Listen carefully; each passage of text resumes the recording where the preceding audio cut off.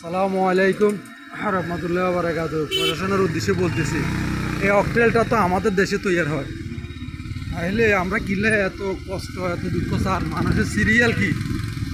তাহলে এটা কি সরকার কোনো পদক্ষেপ নিতে পারে না?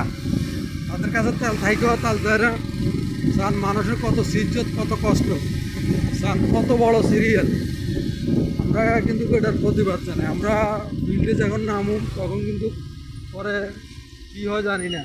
দেখেন কী যে অবস্থা মানুষের, কী যে সিজ্জত, কত হাজার হাজার মানুষ কত কষ্ট করতেছে। আমরা যেখানে আছেন ভিডিওটা শেয়ার করবেন। আর প্রশাসনের উদ্দেশ্যে বলতেছি, আপনারা যদি একটু পদক্ষেপ নেন তাহলে জিনিসটা হয়তো বা ইনশাল্লাহ সমাধান হওয়ার আছে।